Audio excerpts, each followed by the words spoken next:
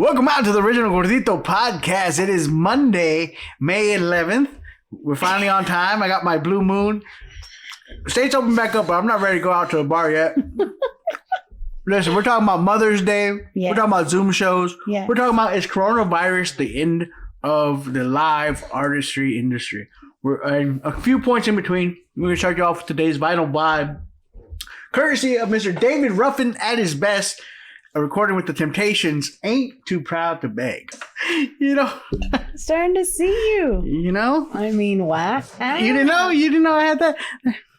I mean. That little temptation move? That little Look at sidestep? That was the best part of the whole day. That one? That part was the best. Love the Temptations, baby. Uh-huh. And when I was growing up, oh, God, I would have killed it. I wanted to be black so bad so I could be part of Motown. Uh-huh. Like that. So black, so you can be part of Motown. I did. You've called me on it plenty of times. You said I have. You said that I'll admit, if anything, not so I could be a rapper or anything like that. Mm-hmm. No, so like Motown era, fucking wow, that was my shit growing up. Yeah. The Temptations, love the Temptations. You know, and you can't. This actually isn't off of a Temptations album. It's off of a David Ruffin's solo album, but he included. There's a few Temptation tracks on here. So, oh, really? Which other ones? That was one. My Girl's on here. Cool. I Wish It Would Rain. It's on here, and Walk Away from Love. Nice. Yeah. That was a good score. Yeah, it's a good one. I had some. My records came in late last week to go along with our late episode. Mm-hmm. So we got some funkiness. Yeah. For you, we got some Barkays and some of the Independents. So I'm excited. So if you like 60s, 70s soul, R&B, funk, you're gonna like what I got for you in the weeks coming up. Oh, and your voice had to change too? Do it again? Do it again? Yeah. Your funky voice that you just did. You're gonna like what I got coming for you. That's it too, baby. Uh-huh. Wolfman Jack. I see. All right, we got stacks of wax here. Come on back. You're good at that. Hey, you know. American Graffiti. That was another favorite of mine. Mm-hmm. Growing up, like I said, something about the 50s, 60s era has always drawn to you. Yeah. Past life? Maybe. Mm-hmm. Maybe. I wonder, right? Mm-hmm. Right? I definitely see it. I mean, I think if anything, it's been romanticized. Mm-hmm. Right? I'm sure living it, right, to live in that era, especially as a minority, probably wasn't ideal. No. But I think out of that struggle came a lot of beautiful art, a lot of fucking great music, right? We just lost Little Richard. I know. So talking about arguably the architect of rock and roll, along with Chuck Berry, of course, right? But really just changed everything, made leaps and bounds in the structure of rock and roll. Right. I fucking love Little Richard. I love all those all the even when I say I like biopics, rock and roll biopics, right? Of course, La Bamba is up there. It's my favorite. Right. That's no secret. But I love all of them. Ray, Walk the Line. I've seen, I'm pretty sure, well, maybe not, when I was a kid, at least, up to the point that I was maybe about 9 or 10 years old, I had seen every life story about Elvis, and there was a shitload of them that had ever been made, whether they have been true or fictional or whatever. I love them all. The only one I haven't seen is the Buddy Holly story. I've seen parts of it, but I had never seen it. And why is that you haven't seen it? Because fuck Buddy Holly. That's why. I know I'm from Texas, but for some reason when I was a kid, for the way I understood La Bamba was that white boy had to fuck it up, man, by chartering that plane. If he wouldn't have listen, if he wouldn't have chartered the plane, right, Richie would still be here making beautiful music with Selena. Babe. Listen. If Richie Valens hadn't got on that plane, he would have lived to be an old man, right? And then he would have made a fucking song with Selena, right? And she would have just been too huge. She wouldn't have been fucking with Yolanda Saldivar. And Richie and Selena would still be here making beautiful music together. That's your theory? That's my theory. If it wasn't for... Okay, but it was Buddy his Holly. time. I mean, I like Buddy Holly's music. But hold on, but it was his time to go, unfortunately. So even if he had not gone on the plane, I'm sure something might have happened with the bus. I mean... If it's his time, babe. I mean, that's just your theory, babe. I mean, you know... I'm not saying you're right. I'm not saying you're wrong. But I'm definitely not saying you're right. I mean, it's just if you believe that everyone's got a time to go, you know, then why try to survive anything, you know? Because that's what you. It's like, hey, fuck it, hey, it's my time to go. Fuck it. I guess I'm gonna go lick a fucking door handle in the parking lot now because hey, if it's my time to go, it's my time to go. And if it's not my time to go, the coronavirus is not gonna get me. I don't think that's how fucking viruses work, Grandpa.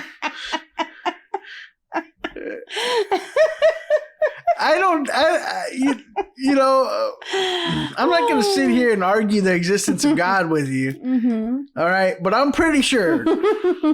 Let's say that God exists and he is in control of our destinies. And he might have a time and a place for us that is unbeknownst to us. Sure. But you can't be testing the motherfucker just because you feel like it. Yeah. You know, you can't go stand in the middle of the street. Hey, if it's my time to go, it's my time to go. I mean, I'm not saying you won't get hurt. I mean, obviously you would get hurt and you'd be in the hospital and stuff, but you would survive that if it wasn't your time. That kid, I'm going to eat fucking 5 fucking Whataburger patty melts. Hey, it's my time to go. Shit, it's my time to go. Like, there's actually people out there walking around right now. I had a friend that said she had an old man shout that to her out of his pickup truck. She was going to the store. She had her mask on. And he was like heckling her from his fucking truck. Wow. Hey, it's your time to go. It's your time to go, mija. I mean, I wasn't there, but I imagine that's what he sounded like. In my head, that's what he sounded like. She said old Mexican man. Like that. Okay, That's my. so then that's why you went there. Right. Okay. Well, that's sad that he did that because it's her choice to protect herself and do what she feels is right for her and her family. Absolutely. But, you know, and I don't think you see it the other way around. Like, I don't see anybody with masks shouting at, and there's lots of them. Hey, fuck it. I mean, I think you're dumb for not taking some precautions. Like, you don't want to wear a mask. I mean, it's the simplest thing you can fucking do. Yeah, it really is. You know, is it uncomfortable? Yeah. Do you feel like you look stupid? Yeah, absolutely. But you look stupid a lot of the times and you don't even realize it. So at least you're doing this part with purpose. You don't think you look stupid with your fucking jeans tucked into your fucking boots at stripes? I know there's a purpose for it. Babe. You don't think you look dumb like that? At fucking stripes in the middle of the fucking city. There's not a fucking oil well around here, bitch. Like, I don't know, like you know. So do the other part.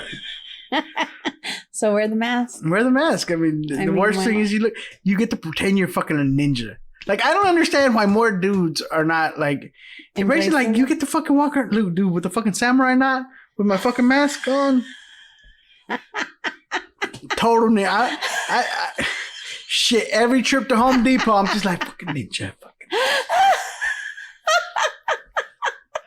I'm like doing fucking somersaults. Ninja roll. Fucking ninja vanish in the fucking vegetable aisle.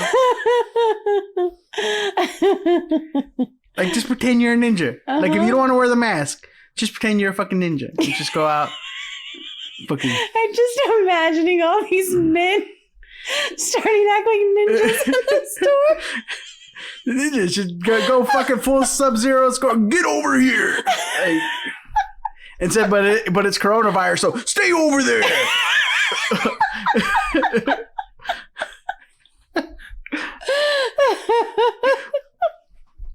Embrace your fucking ninja.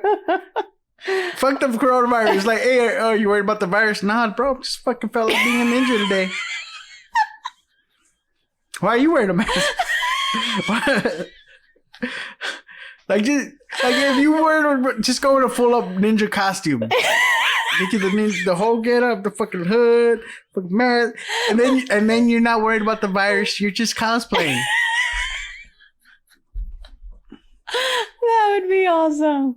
That would be awesome. Yes, 100%. Yeah, okay. I don't even know how we got here from David Ruffin. Battle vibe today, David Ruffin. Did I say that already? Yes, you did. we got a few housekeeping things before we're going to talk about Mother's Day. We're going to talk about Zoom shows this weekend, and we're going to talk about an article that I got to chime in on now. Yes, fresh perspective, hot take from Javi Luna himself. Coronavirus means curtains for artists. I had to read my own writing. I was like, what? Yeah. It looks like I said at fist. Yeah, it curtains does. for at fist. Before that, I do want to say one thing. Congratulations to Lil Dicky, aka David Bird, and the entire cast. Today, they announced they have been renewed for a second season on FX, and they are officially FX's highest rated comedy show of all time. I didn't know that second part. Yeah. Wow. Yeah. Listen, I don't want to take credit for another man's success. But okay, that's not in my character. I'm gonna let you keep your shine, Lil Dicky. All right? You put in the work, homie. Yeah, he did. But I would remiss if I did not point out. I mean, your boy gave you a little bit of free promotion. I've been talking about your show for months now. You have. I've been telling people you're sleeping on it. You're sleeping on it. Stop it. Stop it. Stop it. And then finally, last Friday, I released my official review of your show. And I gave you my very first 5 Luna review. Never done before. 67 episodes. 67. 67 episodes. Not once have I given a 5-star rating. Oh, because you're 5 stars, babe. You know what I'm saying? I didn't even give the Irishman. Irishman didn't get 5 stars from me. I gave you 5 Lunas, bro. On Friday, that episode comes out. And on Monday, your show is renewed. Again, I'm not taking nothing away from you. I'm just here to point out the facts. Holy shit. Now, if you laid out those facts, like someone might be saying that one thing maybe had to do a little bit with the other. Depends who you ask. So, Lil Dicky, if you hear this, oh shit! If you're feeling generous, just we got that support now button right down there in the show description, right there somewhere. It's somewhere. Go in the show notes. It's in there. And if you don't know, you can hit. We got a brand new padrino, babe. Yes, we did. I heard my primo, man, my homie, my ride or die since we were kids. My cousin Hector, out in I believe he's still living out somewhere around Lubbock. So cool. I was just kidding about Buddy Holly, cuz I know you're probably like you're in Buddy Holly. I don't think anybody cares. I don't think like he's like Selena there, because it's like a college town and people move in and out. Yeah. like they had the statue, like the park. I went and saw the Buddy Holly Memorial when I was there a couple years ago. Took a picture with them. Of course, I had to be a smart ass about it. I was like, "Oh, take a picture of this Gary Busey statue," just like how people come and say, "Take a picture of J-Lo." Yeah, down here, fucking. So I did it to your statue too. Okay. But yes, thank you for the support to your cousin. Yes, thank you, and of course our other padrino Albert. Yeah. So we're building this force. I'm very happy to say that we have gained listeners during this time, and that's I'm gonna pat ourselves on the back for that because there's a lot of fucking podcasts now. There really like there's just an insane, and especially right now, like I'm noticing like comics that said they would never do a podcast, never interested in doing a podcast. I've been personally messaged by at least 3 or possibly 4. I'm trying to remember. Veteran comics asking what service I use, what my setup is like, because they're trying now to get into the podcast game because you know, as we're going to talk about a little later, we read this article about the virus and the ongoing ramifications of it, both economically and then just people's willingness to go out. We've hinted about it, and I came across an article about it. I shared it with you. We're going to talk about that a little later in the show. Yeah. But yeah, what was I saying? Bring me back. I don't remember what you're talking about. Okay. Sorry. No, it's good. So just about the support, I think, and comics who were never going to do podcasts. Yeah. That we've actually gained some followers right now, right? And because there's a lot of podcasts now, everyone and their mothers starting podcasts. So there was already a shitload of podcasts because they are super easy to get up, right? You can get it as technical and detailed with it as you want. There's podcasts that obviously put a lot into their production, and like your crime ones, like they have to research all that, and definitely, and gather material, and they collect sound bites from different news stuff and clippings, and they interview someone involved with the case, that goes into it. And there's a lot that goes into that, and definitely shows like that deserve, you know, some monetary support because there's some that go in that there's a lot of work that goes into it. Right. So someone has to do that work. Normally it's probably not even the show host. They probably have like imagine at that level they have a producer or something. Some sort of help, right. But and then there's shows that are just like, oh, we play games or whatever, and so it's varying the work. We try to come up with some stuff, different things to talk about here. We try not to talk about what's just in the news because I listen to a lot of podcasts, and sometimes I'm in like my 3rd or 4th one from the week, and I'm like, I feel like I've listened to the same one because you're all talking about the same fucking thing, right? Because it's what's happening. Right. So Speaking of what's happening, I do want to wish you a belated Happy Mother's Day. Mother's Day was yesterday. Yeah. This is your second one with Lindsay, right? You got to experience one with just the boys or 2? 2. I feel like it was 2. 2 Mother's Days. Maybe 1. As just straight up stepmother, and then I like bonus mom, please. Bonus mom just sounds I know, I get it. Harsh. Okay, bonus mom. Yeah. You got to experience 2 bonus Mother's Day. Yes. And now 2 and we had the boys with us this weekend, so we got to celebrate with them. So awesome. I tried to keep the day as special as I could, right? I couldn't go all out this year. Or anything like that, but like I told you, I don't really need any of that. I just want like sleep. Like let me sleep You're good late. With sleep? Let me have some coffee undisturbed. You know, like those little things is what's peaceful and what makes it great. Right. And you did that for me. You got that? I did get that. You made me breakfast. I did. I requested waffles, and you made them from scratch.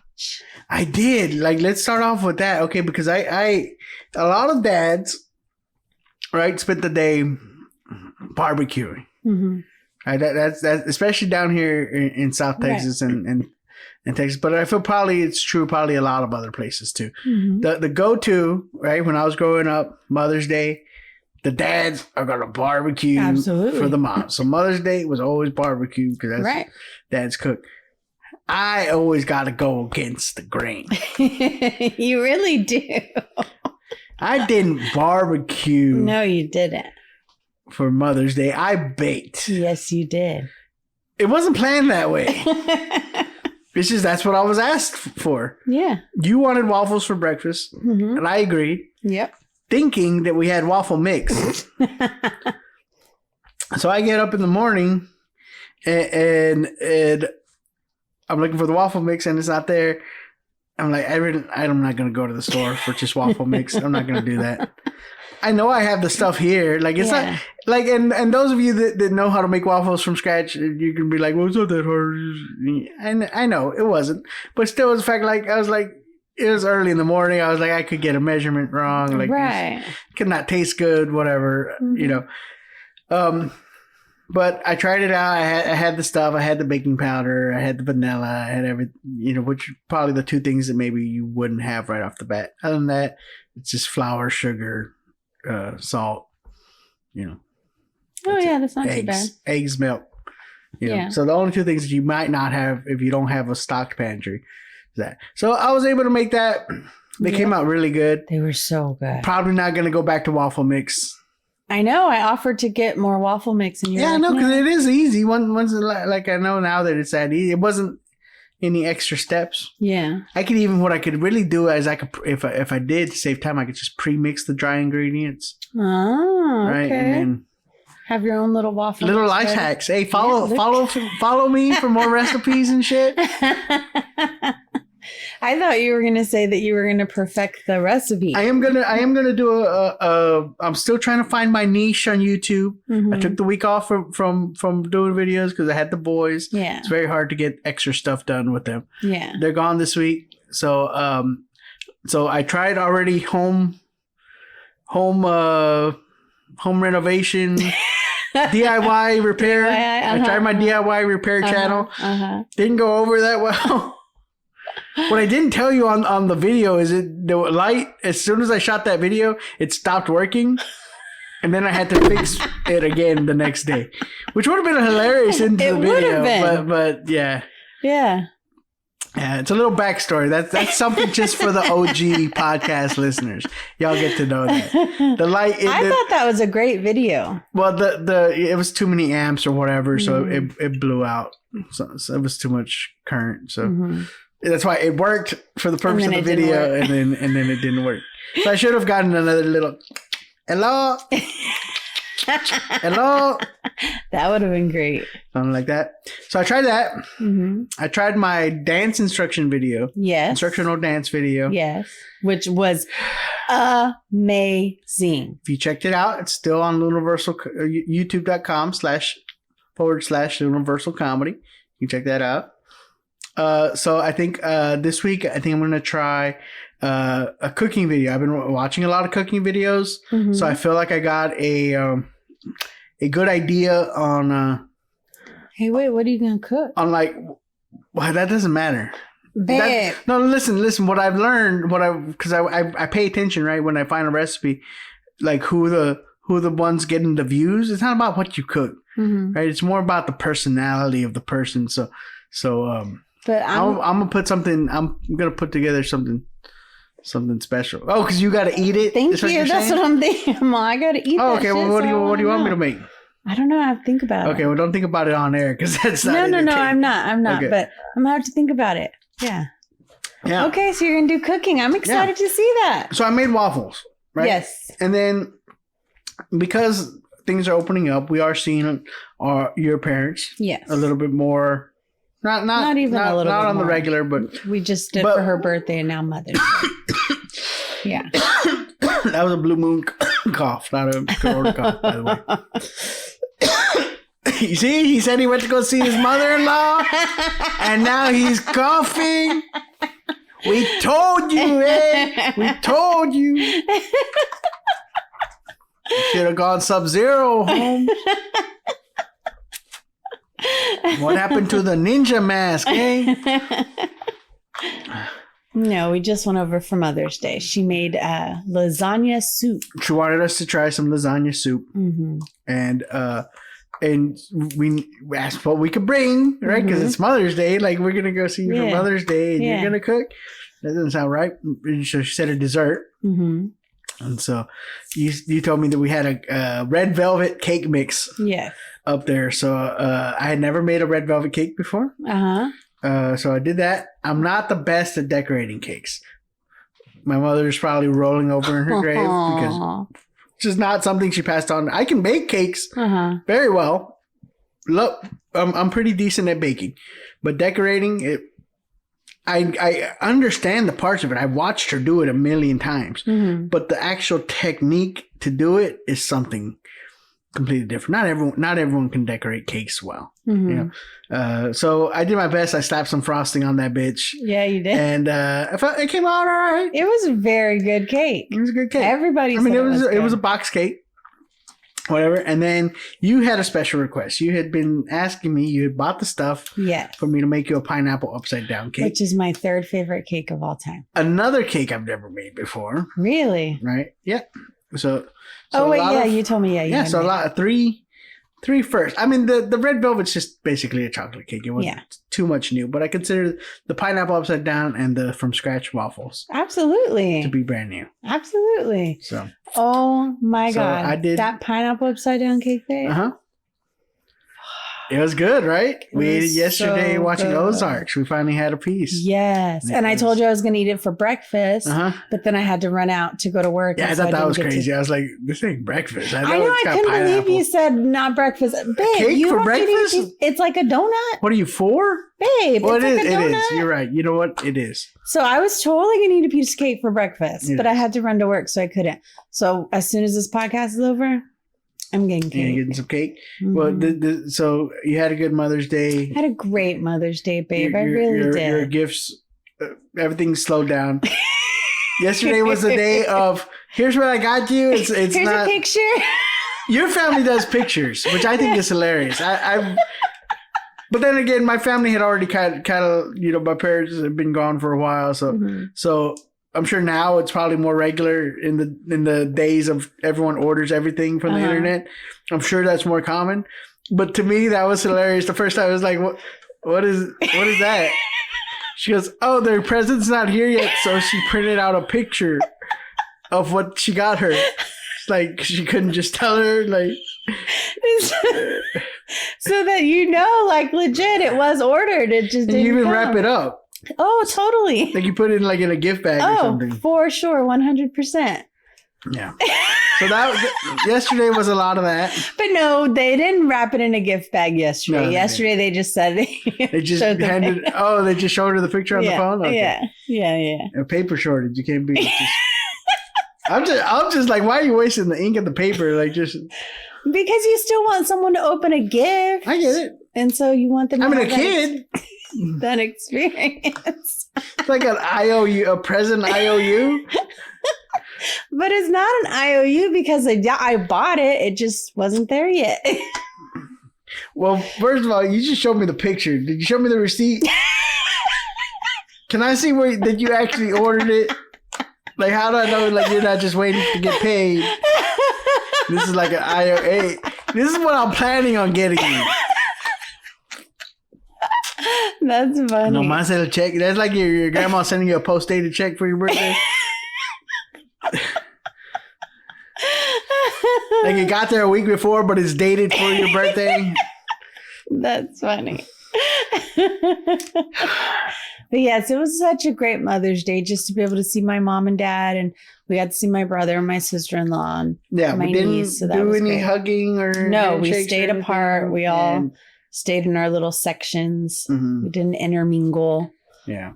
But it was great. It was really nice. Well, I feel like to keep putting ourselves through that of not seeing our family like that, when there's jackasses that are going out and I know and not caring exactly at all, not trying to limit their interactions at all, like going out and meeting new people. Why are you going out and meeting new people? No, listen.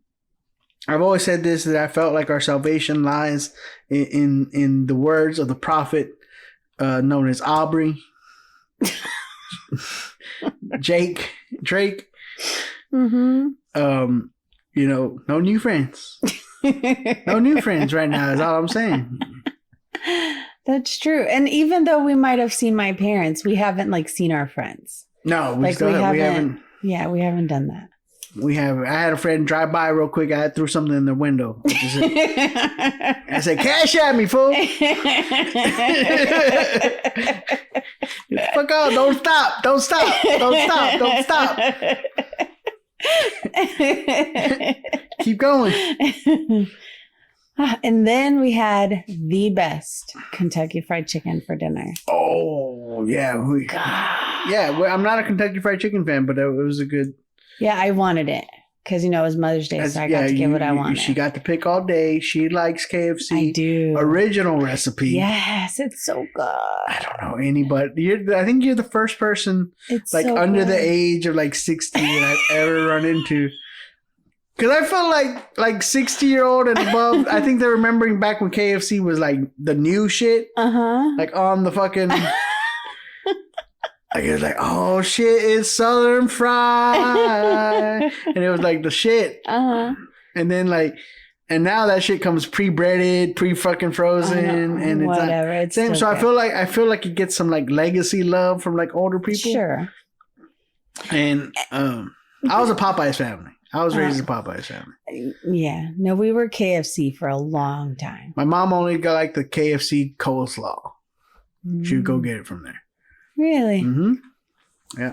And so the last couple of times we had KFC, it wasn't that great. But this one was fresh. I don't know what it is, but they're on point. They got rid of the potato wedges. That freaked me out. I'm not even gonna lie. Which is great. I thought the potato wedges. I thought they were trash. I liked them. Potato wedges. Hold on, because I get the box, right? The 2-piece box, and it comes with mashed potatoes. Uh-huh. And I always say no mashed potatoes. I want the potato wedges because they're that good. Potato wedges are like going on a date with the girl you like's friend. Babe. She turned you down, so you go with the friend that's not as cute. And you're that's what potato wedges are. No, they're potato fry adjacent. They're kind of like potato fries. They kind of look, they're a little thicker, and they don't taste as good. No, they were good. But now they have the Taco Bell fries. The Taco Bell fries? Yeah, they same family. Yeah. So the same fries that they got at Taco Bell for the nacho fries are the fries at KFC. And those were good too. They were good. They're seasoned. They trying to bite off Popeyes a little bit. Mm-hmm. But I can see that. But it's okay. It was good. Anyway. But yeah, it was a great enough about Mother's Day. Hey, it was my day. I get to talk about it as long as I want to. No. Yesterday was your day. I just said happy belated. You're the one I wanted to take. And I was just giving you your props, babe. I'd like to thank the Academy. Babe, I was just giving you your props because you really made it a good day. I did. You really did. Josh even washed the dishes. He did. I don't know how good of a job he did. I think I was going behind him and rewashing a couple. I didn't want to. I didn't want to make him feel bad now. Louis helped me fold laundry today. I know. Quarantine's turned maturing our fucking kids here. I know. It's awesome. But what I did want to talk about is this weekend, like I told y'all last Thursday, that I had reconsidered my my position, or at least put it aside. Said I'm gonna park it, bookmark it, and try a virtual show. Yes. I ended up doing 2 this weekend. Did one on Friday, and they squeezed me in. I did another one on Saturday for the virtual comedy tour. And that's what they're calling it? That's what it's called, yeah. Cool. So it's the same company, Hair On Entertainment, that puts on the winery and brewery comedy tour that I was just starting to run with. Right. And so they're putting it on. They advertise to the same markets that the wineries are in. So this is their way of keeping their client, because they had clients that already, there's people that are used to every month. The comedy show comes to town, and we go and we do the comedy show. Yeah, it's like their date night. So it's their date night. So they're kind of keeping up with them and giving them an alternative and keeping them entertained. and so they invited me to participate. And I did so on Friday, and I had just a fucking great time. It was awesome. You watched and said that I was nervous, which I was. You looked nervous. I was feeling very nervous. I even told you before, I never get nervous before I go on stage. It's not something I'll get excited. I'll get anxious. Yeah. But nervous, like being afraid of going on stage, no, never. Not the first time, not during the competition, not in front of 2,500 people. Yeah. Like, not for an audition, nothing. Mm-hmm. This made me nervous. That's so because funny. It was brand new. It felt probably the closest to the first time that I ever got on stage. Okay. Like that. If I ever experienced that, it was the very first time. Once I did comedy for the first time, I was like, okay, I know about how it works. Yeah. Or at least when it goes wrong. I mean, bombing is not as scary as people make it out to be. It's just like you ride it out. You know, you caught a bad wave. Especially the longer you've done it, like, well, this doesn't mean I'm not funny. This is just a fucking bad night. I hit a wrong note. Yeah. There's something about me they don't like. This was new. Not being able to look out and read a room and really be able to adapt and see what's going on and what's going wrong. I haven't had to dig myself out of a hole in one of these yet. So, but as of now, I'm gonna keep doing the shows as I'm invited. I think I'm gonna do some more this weekend. Nice. The people watching the show were very generous. They all tipped through Venmo. Yeah. As much as they wanted. So it's kind of cool. People seeing how people value you. Yeah. It's kind of like pay what, like the idea of pay what you want, right? Mm-hmm. But they paid each comic. Yeah. What individually. They want. Yeah. Right. You know? That's really cool. So that's kind of cool being told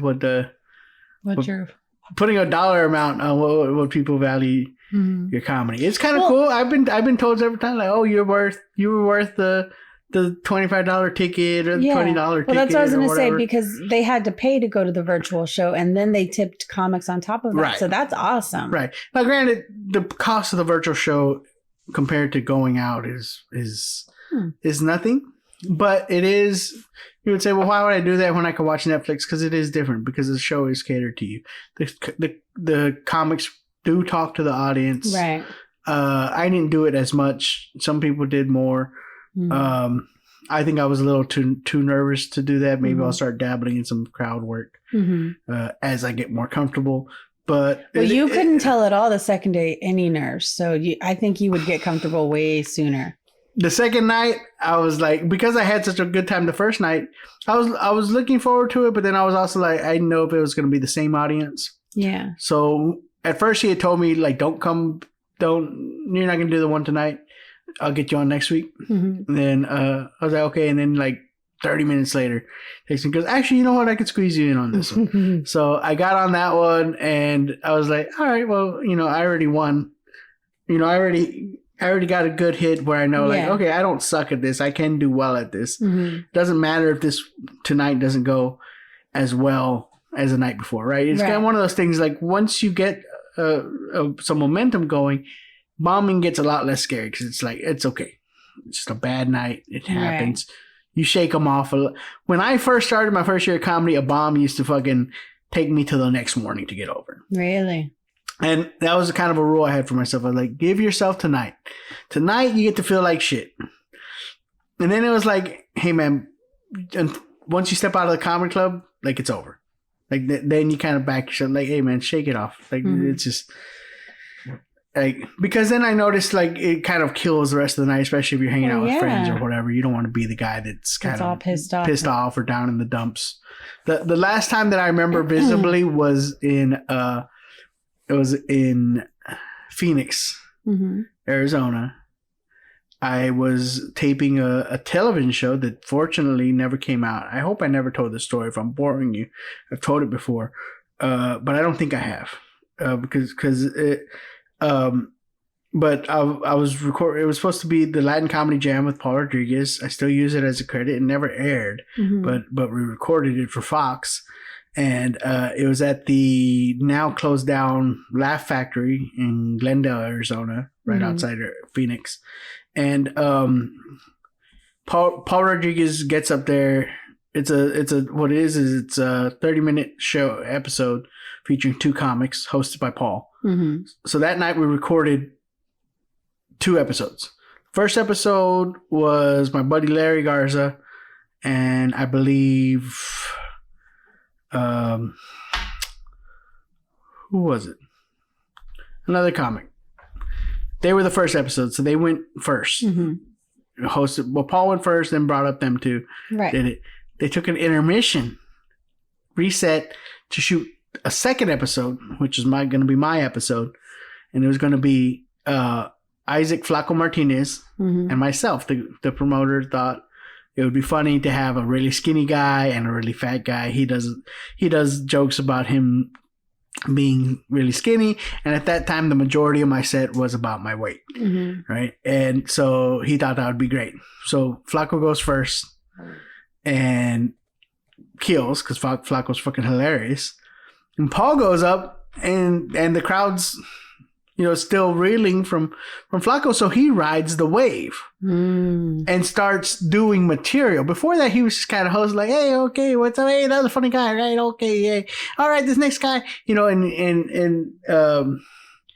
and now he's like, no, because I had seen his show the night before. He's doing material, and he starts killing. And then I go like, hey, okay, I gotta bring the next guy up to the stage. But wait a minute, real quick. Hey, what's up with this? With Obama, man? He looked like when he got there, he looked like Denzel, and now he looks like Uncle Ben. And because this is back when Obama. Yeah. And I'm there in the back, right? The shot for the show is we're going to come walking through the audience, right? Like, it's like the promoter started out promoting rap back in the day. So he had a very like Def Jammy, like Latin, we were called the Latin Comedy Jam. Like we had DJs on tour with us that were on stage. Wow. It was a weird, I don't talk about the Latin Comedy Jam days a lot, but the promoter reached back out to me. He calls me every now and then, every year or so. Telling me, hey, man, getting back out there, and I'm down. I enjoyed those days being out there. But it was different because, like I said, he had everything kind of had like a hip hop edge to it for him, right? And so he wanted that classic, the very 80s, 90s comedy of us, slap some hands, walk through the crowd, and like, I was like, all right. He goes, and the camera's gonna follow you, and it's like, okay, cool. So I'm a fucking big guy, right? So I'm like in the back of the room trying to figure out how I'm gonna maneuver through the fucking chairs in the audience to get through and it's something I do before every comedy show. I always go and scout like, okay, I can't fucking get through there. Like, can I get through there? Am I gonna have to squeeze? Am I gonna have to ask that person? Sometimes there's a table right at the entrance of the stage. I gotta ask someone like, hey, can you scooch? And then it's kind of like, okay, like it draws attention to me before I'm ready for attention to come to me. And now I got to worry about fucking slapping hands. Paul Rodriguez is up there killing. He does this to me 3 times where he's like, okay, I'm going to bring this guy. But wait a minute. But I'm going to say this real quick. And then he would go on for like another 5 minutes. Like literally, I did the like fucking like jump start, like to start walking like 3 different times. Wow. And then I did fucking get stuck trying to fucking get around. So... And then as soon as I get on stage, someone shouts, Fluffy! Aww. And so then I fucking shoot something back at him, and I don't know if it didn't hit or just whatever. But it threw me off my rhythm, right? Because when you're doing a show, you're trying to do this. Anyway, I was pissed off with how the show went. Right. It was recording. It was supposed to be my first television credit. Right. Thank God. Like I said, thank God that it wasn't, right? And I didn't even try to sell merch that night. Wow, you were that. Yeah. I had taken merch. I just started getting merch because I just started traveling with Chingo. I actually that week I had just done DC with Chingo. I flew from DC to Phoenix to do that show. And I was like, I don't even feel like trying to sell merch right now. I didn't even take out my merch. I was just wow. I was and that probably until the next day I finally was like, you know what, it is what it is. I still to this day have not seen that footage. Mm-hmm. I've been told that it wasn't as bad as I thought it was. He was like, it's been edited, it was ready to go, it just never happened. Never went. That's cool. Wow. I mean, I'm curious to see. Way back when. I could ask him for it probably. I don't know whatever it hold, because normally when they buy stuff like that, it doesn't get aired necessarily. Just because they bought it doesn't mean they can show it years later. So it's whatever. I had no dealings with Fox directly. I was pay for play through the promoter. Right. So it's whatever he agreed to them. So if they have it for 5 years, then they can do with it till they want, and then once the license expires. And then sometimes like that, like he might end up, maybe he'll probably just press it on a DVD and that's it. Mm-hmm. He might offer me some at a fraction of the cost, so I could sell them or whatever if I want. That's normally the way that goes. That game's done. That's why you got to be very picky as comics. It's stuff that I don't really like give a lot of comic advice. I don't know how many comics listen to the show. But I listen. I want a TV credit so bad. It's one of the things stopping me, I feel, from really reaching a new level. But you also can't pimp yourself out there for it, because a lot of there's this.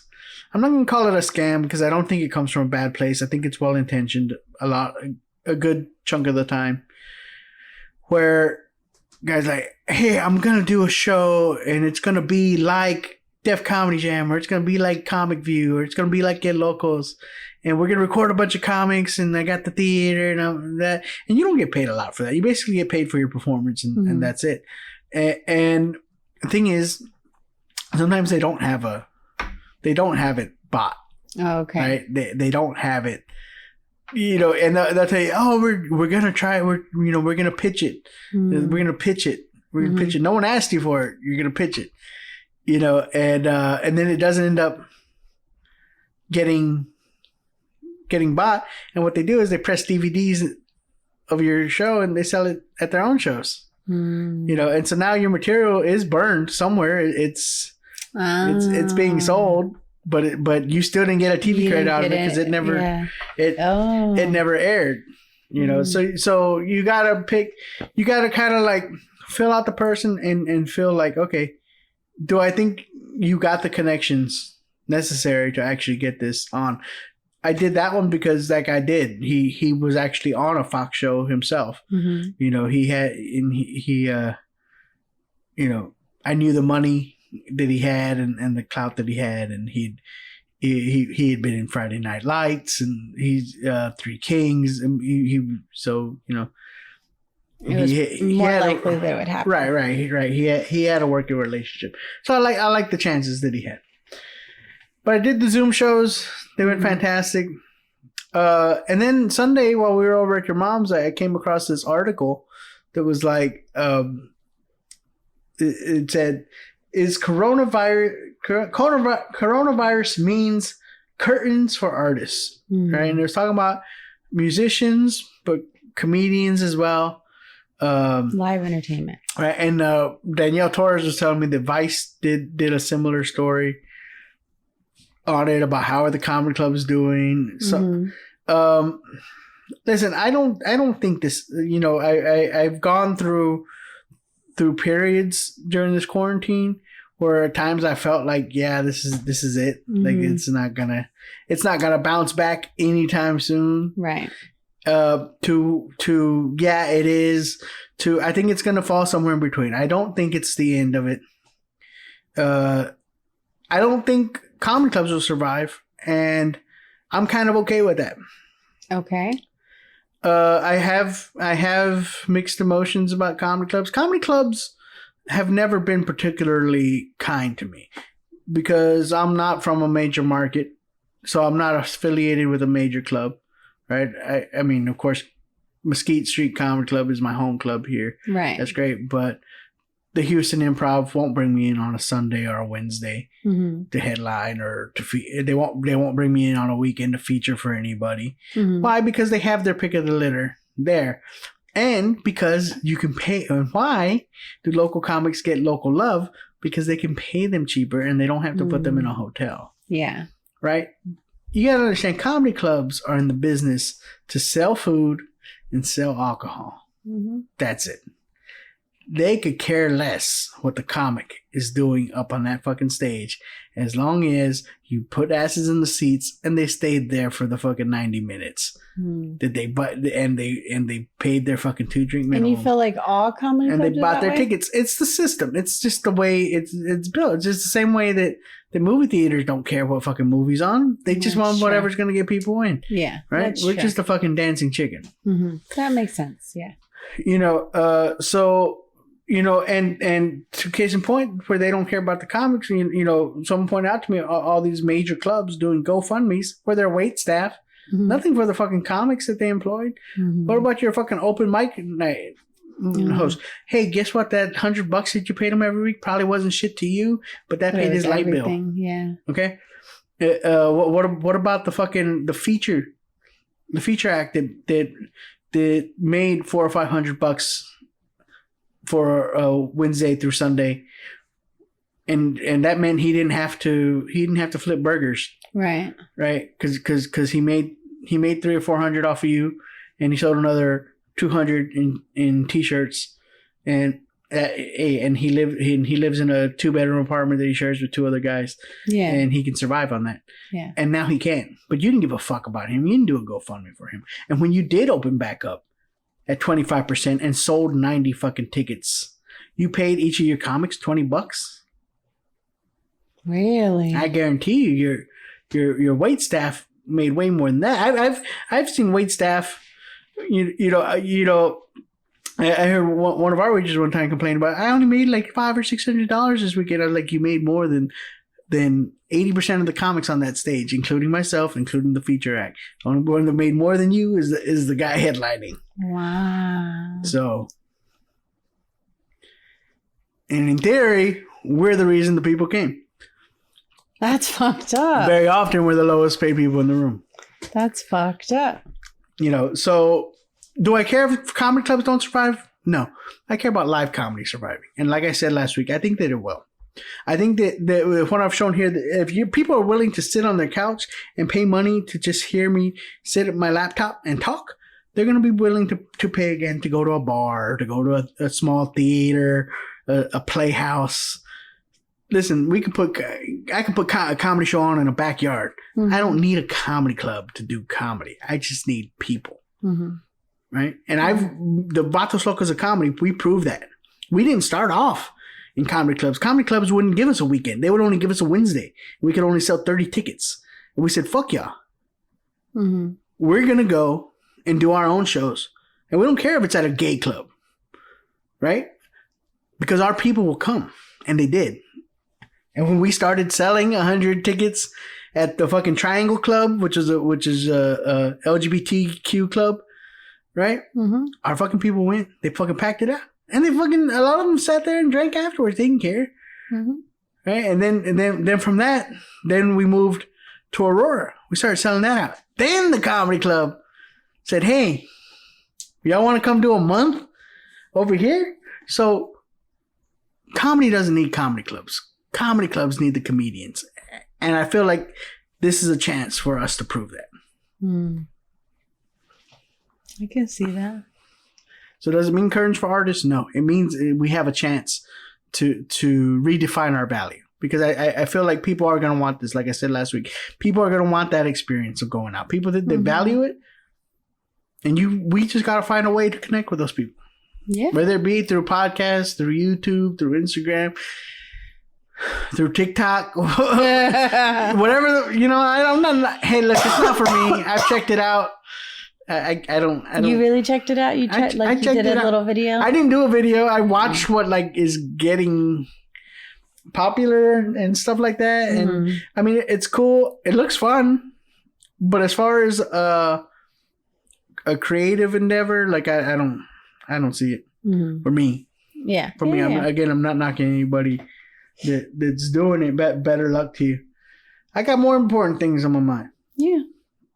I can solve a Rubik's Cube now. Can you solve a Rubik's Cube? I cannot. No. You beat me on that. I spent like an afternoon and a morning figuring out how to solve a Rubik's Cube. Mm-hmm. Friday morning, I finally figured it out. Uh-huh. Do you make that sound when you solve it too? What? Do you make that? No. That's the cube making the sound. This is the sound making the click clack click clack click clack. I am really fascinated watching you do it because you know that there's like a system and there's a reason why you're doing what you're doing, and you get like this like real intent look on your face, and you're like, "Fuck, I messed up. Hold on," and then you look and you're like, okay. It's really cool watching you do it. It's fun. It is cool, and I was talking about it with you, and then I mentioned it on my Zoom show that I kind of got a little big dick energy. Like I felt like I even asked you. I was like, "Let me ask you. Like, I'm solving this Rubik's Cube right now. Like that doesn't do nothing for you. Nothing." Nothing. You see in here, you see, women always saying like, "Oh, intelligent men are sexy and everything," and like, I mean, they are. I'm solving this Rubik's Cube right here. Fucking Albert Einstein and shit. Yeah, I don't know why that's not sexy, but it's. Well, that's cool. Shit, I feel sexy. That's all that I feel like I'm like the professor on Gilligan's Island. I'm doing all types of mathematical equations and shit. Fucking, I'm like fucking Goodwill Hunting over here. Like I feel like I could just walk in like, oh yeah, this. There you go.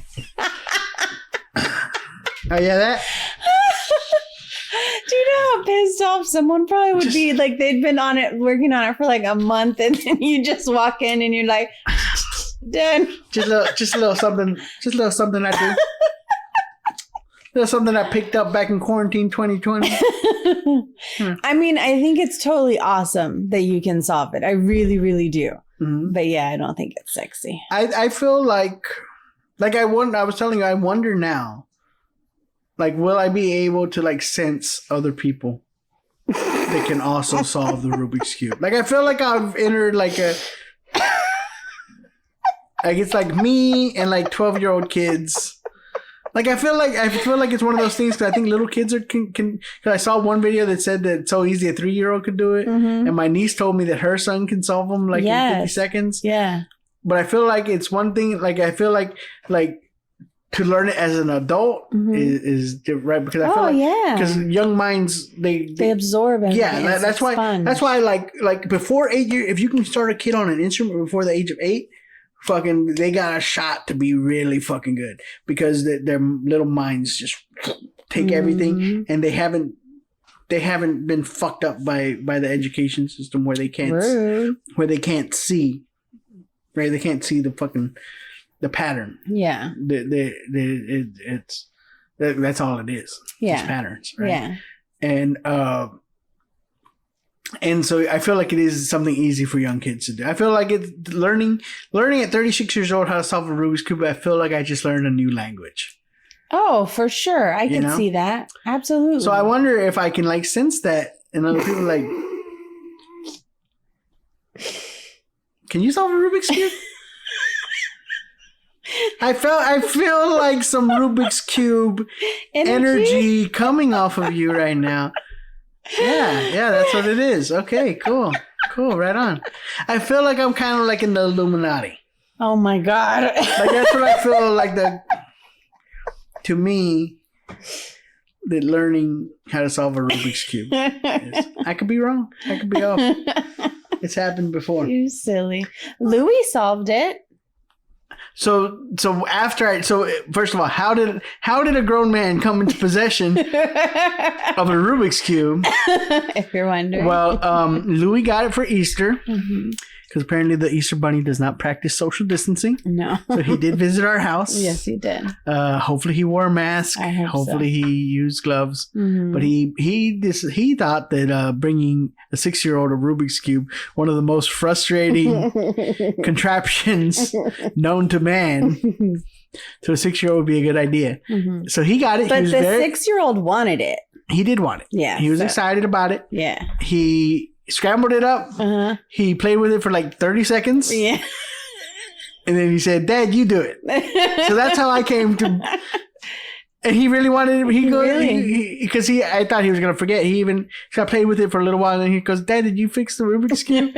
Like, no, I didn't fix it. I was like, I'll try tomorrow or something. I'll look up a video of how to do it. And so then once I started watching the video, I was like, there's definitely a way to solve this. Like, there's a trick. This guy says he can teach me how to do it. So once I got past the first, 2 steps, then it became easier to do. I figured it out. And so then that got him excited about it. Yeah. Once he saw it, then he was like, okay, let me try. And at first I was paying attention, right? Because he's just moving it right, like a couple clicks over, and he did that solving. And he did that a couple times. Then he was started actually turning it. Yeah. Still, where it was just a few turns away, but he had to remember how to get it back. So he would do it fast. He'd do that, and then he'd go. He'd do it again. Yeah, and then he'd be all boss about it, babe, and just and then I ruined it, and I made it really super hard and really mix it up, and he was like, "I can't do it." But he can learn. Yeah, he can learn. He could probably figure it out. I think he will. So I think he will. So I've been doing it at least once or twice a day. I feel like it's a good little mental exercise. Have you timed yourself? I haven't timed the first time. The second time. I timed myself the second time. It was 7 minutes 20 seconds. I had to start and stop it a couple times because the kids needed something or whatever. Yeah. So with just complete focus, I have not. I'm curious how long it would take you now. We probably have to do it. Maybe I'll do a video of it. Okay. That's probably another video. I'll do a cooking video. I'm going to do a guitar tutorial because I watch a lot of those. Listen, these aren't satires. I'm not making fun of people that make these videos. I'm making fun of the fact that I don't know. I can't do sketches right now. so try and do something. So I'm just trying to latch on to whatever, I'll try that. so that someday when people start stumbling across my channel, they're like, "What the fuck is this?" He's got fucking vlogs, podcasts, a web series. 2 web series, sketches, fucking DIY videos, dance instruction, cooking. Motherfucker, pick a lane. Pick a lane. Cosplay también. Ay, ninja. As a ninja.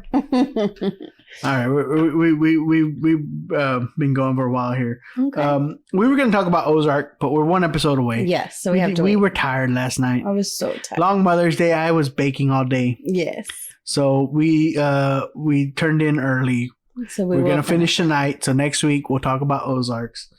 But I did get you to watch a movie called Booksmart, and I don't think we reviewed it yet. We'll talk about it real quick. I don't have any of the actresses' names. No, I wasn't prepared to talk about it. I thought we were going to be talking about Ozarks. Yeah.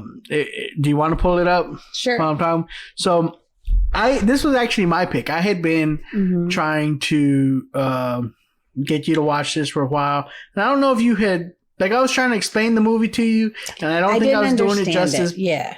And that was a victim of the way they marketed it, right? Because the way they marketed it is, it's like the female Superbad. And it's like, well, I don't want to watch a female Superbad. I want to watch an original fucking movie. Yeah. right? With an original fucking storyline. You don't want to remake it with just ladies. Right. Yeah. And that wasn't fair. Like, stop advertising movies like that. That's not fucking fair. Like, give them a fucking original, fucking good story to fucking tell. Yeah, for like, sure. not just remake, like, oh, okay, here's the movie we did with dudes, but now we did it with chicks. Like, that's insulting. Yeah. That's insulting. As a female, I would be insulted by that. Like, you're not worth a fucking fresh fucking story. So I was telling you, like, let's watch it. Yes. Because I had heard people say, because I would always say, they say it's a female Superbad, but I hear it's more than that. Right. Right? Like that's not fair. Right. That the acting's good. The humor is a lot smarter than Superbad. Superbad was very just middle of the road, raunchy, typical Judd Apatow stuff, you know.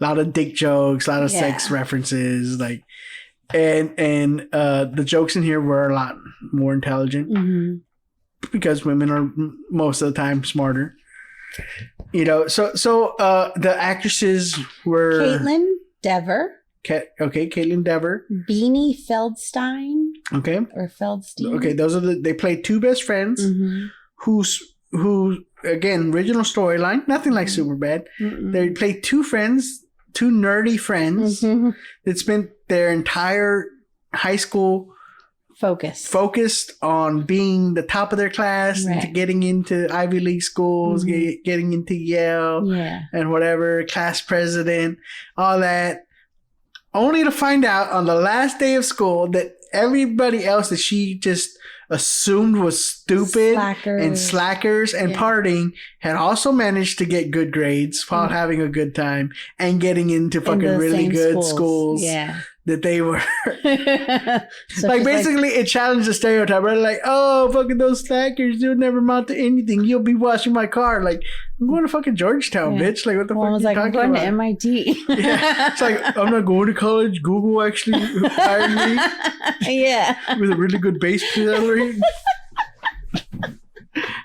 Like fucking like really original story. So then it becomes, instead of like, I gotta get laid, to, man, we wasted our whole high school, right? Not being not having fun, not having quote, fun. Quote. Like, let's go fucking party. Let's go, and they did. They inadvertently had one of the wildest nights ever, just trying to go to fucking one party. Yeah. What I loved is the director is Olivia Wilde. I think I knew that. Yeah. I did not know that. Yeah, so female directed. Who wrote it? Did you say that? Screenplay: Sarah Haskins, Susanna Fogel, Katie Silberman, and Emily Halpern. There you go. Whole lot of good females. You see that? Like, ladies, when I say, like, the movies, you know. It was budgeted for $6 million and it made $24.9 million. Not Hustlers. Sorry, not Hustlers. But it was a great movie. It really was. Yeah. I'm glad we watched it. Yeah. So, as a movie though, what do you give it? I dug it. I would go 4. I'm gonna go solid 4. I'm gonna give it a solid 4 too. I mean, it wasn't perfect. There were some characters that I was like, oh, okay, like they had a good mix. They had some characters like, oh, that's new. That was an interesting twist. I didn't see that coming. But then they had a good mix of like, oh yeah, I saw that, or that's, oh, of course there has to be that character, right? You know, someone had to do that. Yeah. So yeah, I'm gonna give it a solid 4. I definitely wouldn't go above that, but solid fucking 4. Yeah. I would put it against any comedy movie that came out in for sure. Year. Probably one of the funniest, smartest comedies I've seen in a while. Yeah. I agree. 100. So check out Booksmart. It's actually not on Netflix. It's actually on Hulu. So check that out. We're going to get out of here. I'm going to go finish drinking this Blue Moon, watch some Ozark, eat some pineapple upside down cake. We hope you have a good week. We're back on schedule now. So we'll see you next week. One love.